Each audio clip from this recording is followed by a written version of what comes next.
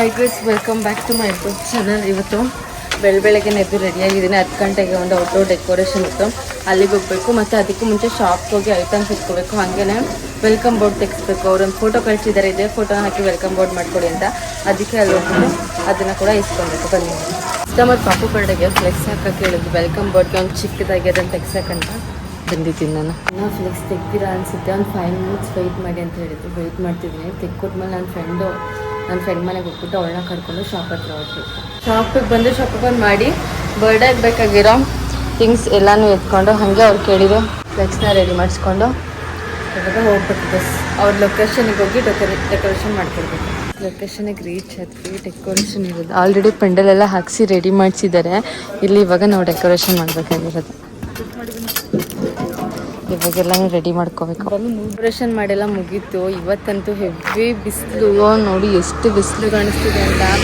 Decoration ಎಲ್ಲ ಮುಗ್ದಾಗಿದೆ. ಆದರೆ customer book ಮಾಡ್ಕೊಂಡಿದ್ರಲ್ಲ, ಅವ್ರು ಬರ್ತೀನಂತ ಹೇಳಿದ್ರು. ಅವ್ರಿಗೋಸ್ಕರ ವೆಯ್ಟ್ ಮಾಡ್ತಿದ್ದೀವಿ. ಅವ್ರು ಬಂದ ಮೇಲೆ ಇಲ್ಲಿಂದ ಓಡಬೇಕು. ಡೆಕೋರೇಷನ್ ಮುಗಿಸ್ಬಿಟ್ಟು ಶಾಪ್ ಹತ್ರ ಬಂದೆ. ಸಿಕ್ಕಾಪಟ್ಟೆ ಹೊಟ್ಟೆ ಹಸಿದೈತೆ ಅಂತ ಅಮ್ಮಂಗೆ ಕಾಲ್ ಮಾಡಿದ್ರೆ ಏನು ಮಾಡಿದೆ ಅಂತ ಕೇಳೋಕ್ಕೆ. ಅಮ್ಮ ಫಂಕ್ಷನ್ಗೆ ಹೊರಟೋಗಿದ್ದೆ. ಅದಕ್ಕೆ ಇಲ್ಲೇ ಹೆಂಗಿದ್ರು ಕರೆಂಟ್ ಸ್ಟವ್ ನನ್ನ ಶಾಪಲ್ಲೇ ಮಡಗಿದ್ದಿದ್ದ. ಮ್ಯಾಗಿ ಮಾಡೋಣ ಅಂತ ಪ್ರಿಪೇರ್ ಮಾಡೋದು ಬರ್ತಾ ಇದ್ದೀವಿ. ಕ್ಯಾರೆಟ್ ಬೀನ್ಸ್ ಎಲ್ಲ ಮ್ಯಾಗಿಯಲ್ಲಿ ಇಲ್ಲ, ಟೊಮೊಟೊ ಮ್ಯಾಗಿ 1 to 3 ನೂಡಲ್ಸ್ದು ಅದು ಆರ್ಡರ್ ಇಲ್ಲ ಶಾಪಲ್ಲಿ. ಈವ್ನಿಂಗ್ ಇದೆ. ಇವಾಗ ಯಾವುದೂ ಇಲ್ವಲ್ಲ, ಅದಕ್ಕೆ ಇಲ್ಲೇ ಪ್ರಿಪೇರ್ ಮಾಡ್ತಿರೋದು. ಇಲ್ಲಾಂದರೆ ಮನೆಗೆ ಹೋಗಿ ಮಾಡ್ಕೊಂಡು ತಿನ್ಬೋದು. ಮ್ಯಾಗಿ ಮಾಡೋದಕ್ಕೆ ಬೇಕಾಗಿರೋ ಐಟಮ್ಸ್ ನಾನು ಕಟ್ ಮಾಡಿ ಇಟ್ಕೊಂಡಿರೋದು ಇಷ್ಟು ಕ್ಯಾರೆಟು, ಬೀನ್ಸು, ಟೊಮೊಟೊ, ಈರುಳ್ಳಿ ಮತ್ತು ಮೆಣಸಿನ್ಕಾಯಿ. ಆಲ್ರೆಡಿ ಎಣ್ಣೆ ಹಾಕಿದ್ದೀನಿ. ಇವಾಗ ಇದನ್ನೆಲ್ಲ ಅಲ್ಲಿಗೆ ಹಾಕ್ಬೇಕು. ಅರ್ಧಂಬರ್ಧ ಮ್ಯಾಗಿ ಈಗಷ್ಟೇ ಸ್ಟಾರ್ಟ್ ಮಾಡಿದ್ದೆ.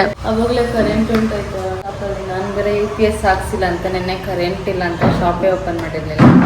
ಇವತ್ತು ನೋಡಿದ್ರೆ ಮ್ಯಾಗಿ ಮಾಡ್ತಿದ್ರೆ ಇವಾಗಷ್ಟೇ ಈರುಳ್ಳಿ ಹಾಕಿದ್ದೀನಿ. ಆವಾಗಲೇ ಕರೆಂಟೇ ಉಂಟಾಯ್ತು. ನಮ್ಮ ಹಣೆ ಬರನೇ ಸರಿ ಇಲ್ಲ. ಫೈನಲಿ ಕರೆಂಟ್ ಬಂದು ನಾನು ಮ್ಯಾಗಿ ಮಾಡೋದಕ್ಕೆ ಸ್ಟಾರ್ಟ್ ಮಾಡಿದೆ. ಈರುಳ್ಳಿ ಅಷ್ಟೇ ಹಾಕಿರೋದು, ಈರುಳ್ಳಿ ಫ್ರೈ ಮಾಡ್ತಿದ್ದೀನಿ. ನೋಡಿದ್ರೆ ಕರೆಂಟ್ ಆಯಿಲ್ ಜಾಸ್ತಿ ಹಾಕಿದ್ದೀನಿ ಅಂತ ಅನಿಸ್ತಿರ್ಬೋದು.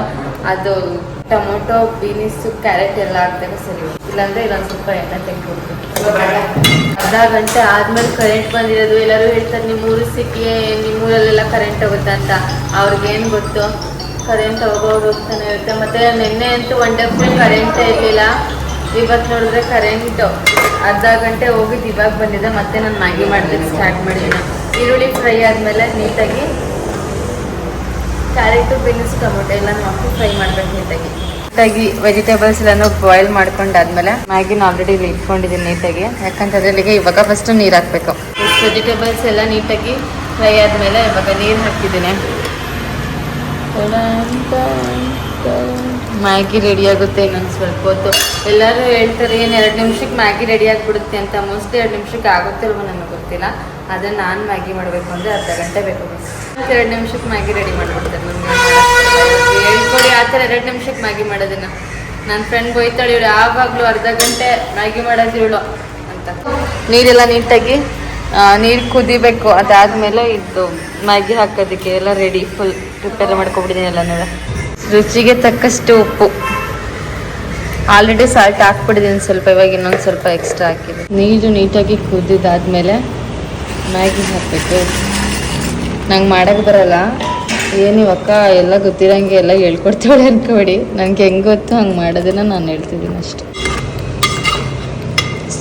ಸ್ಪೈಸಿಯಾಗಿ ಹೆಂಗೆ ಕಾಣಿಸ್ತಾ ಇದೆ ಗೊತ್ತಾ ಮಾಡ್ತಿರೋದು ಈ ಮ್ಯಾಗಿ. ಅದಕ್ಕೆ ಲಾಸ್ಟಲ್ಲಿ ಮೊಟ್ಟೆ ಹಾಕಿದ್ದೀವಿ. ಎಷ್ಟು ಚೆನ್ನಾಗಿ ಕಾಣಿಸ್ತಿದೆ. 4 ಮೊಟ್ಟೆ ಹಾಕಿದ್ದೀನಿ. ಒಂದು ಎಕ್ಸ್ಟ್ರಾ ತಂದಿದ್ರು, ನಾನು ಇಷ್ಟೇ ಸಾಕು ಅಂತ 4 ಹಾಕಿರೋದು. ಮ್ಯಾಗಿ ರೆಡಿ ಆಗುತ್ತೆ ಇನ್ನು 5 ನಿಮಿಷದಲ್ಲಿ. Finally Maggi ready. Egg Maggi ಕಾಣಿಸ್ತಾ ಇದ್ದ ಮ್ಯಾಗಿ. ಹಾಂ, ಬನ್ನಿ ಹೆಂಗಿದೆ ಅಂತ ತಿಂದ್ಬಿಟ್ಟು ಟೇಸ್ಟ್ ಹೇಳ್ತೀನಿ ನಾನು.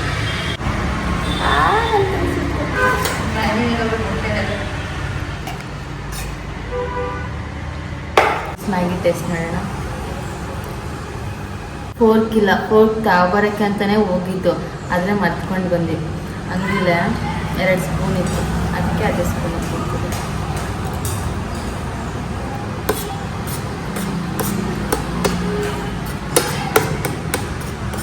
ಚೆನ್ನಾಗಿತ್ತಲ್ಲ ಮೇಡಮ್.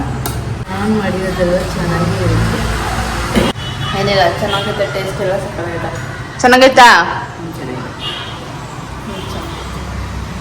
ಮ್ಯಾಗಿ ತಿಂದಾದ್ಮೇಲೆ ಸಿಗ್ತೀನಿ ನಿಮಗೆ. ಬಸ್ ಮ್ಯಾಗಿ ತಿನ್ಕೊಂಡು ಇವಾಗ ಬೆಳಗ್ಗೆ ಡೆಕೋರೇಷನ್ ಮಾಡಿಕೊಟ್ಬಿಟ್ಟು ಬಂದಿದ್ವಲ್ಲ, ಸೊ ಅಲ್ಲಿಗೆ ವಾಪಸ್ ಹೋಗ್ತಿದ್ದೀವಿ. ಯಾಕಂತಂದರೆ ಫಂಕ್ಷನ್ ಎಲ್ಲ ಮುಗ್ದಿದೆ ಅಂತೆಲ್ಲನೂ ಎತ್ಕೊಂಡು ಬರೋದಕ್ಕೆ ಹೋಗ್ಬೇಕು. ಇವಾಗ ಮತ್ತೆ ದೊಡ್ಡ ಬಾಗಿಲಿಗೆ ಹೋಗ್ಬೇಕು. ಎಲ್ಲಿ ನಾನು ಡೆಕೋರೇಷನ್ ಮಾಡೋದಕ್ಕೆ ಎಲ್ಲಿಗೆ ಹೋಗಿದ್ದೆ ಅಂತ ಲೊಕೇಶನ್ ಊರೆಷ್ಟು ಹೇಳಿದ್ದಿಲ್ಲ ನಾನು. ದೊಡ್ಡ ಬಾಗಿಲಿಗೆ ಹೋಗಿದ್ದೆ. ಬಸ್ ಇಲ್ಲಿಂದ 7 ಕಿಲೋಮೀಟರ್ ಅಷ್ಟೇ ಇರೋದು.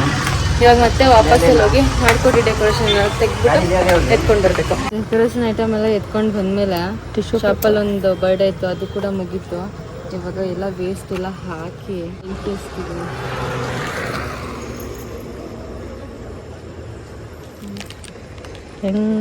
ಬೆಳಗ್ಗೆ ಕಾರ್ಪೊರೇಷನಿಂದ ಕಸದ ಗಾಡಿ ಬರುತ್ತೆ.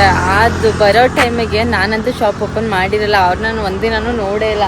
ಆ ಟಿಶ್ಯೂ ಪೇಪರ್ ಮತ್ತು ವೇಸ್ಟ್ ಎಲ್ಲನೂ ನಾನು ಇಟ್ಕೊಂಡು ಇಟ್ಟೇ ಇರಬೇಕಾಗಿತ್ತು ತುಂಬ ದಿನ ತನಕ. ಅಂದರೆ ಅಲ್ಲಿಗೆ ಹಾಕಬೇಕು, ನಾನಂತೂ ಇರಲ್ಲ. ಅದಕ್ಕೆ ಎಲ್ಲ ವೇಸ್ಟಾಗಿ ಅಲ್ಲಿಡೋದಕ್ಕಿಂತ ಅದಕ್ಕೆ ಎಲ್ಲನೂ ಹಚ್ತಿದ್ದೀನಿ. ಎಸ್ಸಿಲ್ ಹಾಕ್ಬಿಟ್ಟು ಬೆಂಕಿ ಹೆಂಗೆ ಉರಿಯುತ್ತೆ ಅಂದರೆ ದಾಗ ಅಂತ. ಈಗ ನಾನು ಮೊದಲೆಲ್ಲ ಏನು ಮಾಡ್ತಿದ್ದೆ ಅಂದರೆ ಬ್ಲಾಸ್ಟರ್ ಎಲ್ಲ ಬರ್ತಿದ್ದೆ. ಬ್ಲಾಸ್ಟರ್ ಮತ್ತು ಸ್ಪ್ರೇ ಅದೆಲ್ಲನೂ ಇದೆಲ್ಲ ಹಾಕ್ಬಿಡ್ತಿದ್ದೆ.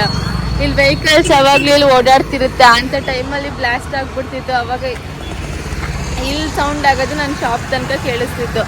ಅದಕ್ಕೆ ಇವಾಗ ಅದನ್ನೆಲ್ಲ ತೆಗೆದ್ಬಿಟ್ಟಿದ್ದೀನಿ. ಯಾಕಂದರೆ ರೋಡಲ್ಲಿ ವೆಹಿಕಲ್ಸ್ ಓಡಾಡ್ತಿರುತ್ತೆ, ಏನು ಈ ಥರ ಸೌಂಡ್ ಅಂತ ಏನಾದರೂ ಎಲ್ಲರೂ ಎದುರುಗಳಲ್ಲ, ಕೆಲವೊಬ್ರಿಗೆ ಭಯ ಆಗೇ ಆಗುತ್ತಲ್ವ. ಅದಕ್ಕೆ ಅದೇನೂ ಆಗ್ತಿಲ್ಲ. ಬರೀ ಪೇಪರು, ಕೇಕ್ ಬಾಕ್ಸು ಮತ್ತು ವೇಸ್ಟ್ ಟಿಶ್ಯೂ, ಇದು ಗಿಫ್ಟ್ ಬಾಕ್ಸ್ ಕವರ್ ಎಲ್ಲನೂ ಹಾಕಿ ಇವಾಗ ಹೋಗ್ಬೇಕು ಬಸ್ ಮನೆಗೆ. ಶಾಪ್ನ ಕ್ಲೋಸ್ ಮಾಡ್ಕೊಂಡು ನನ್ನ ಫ್ರೆಂಡ್ ಮನೆ ಹತ್ರ ಹೋಗ್ತೀನಿ. ಸ್ವಲ್ಪ ಕೆಲಸ ಇದೆ ಅದಕ್ಕೆ.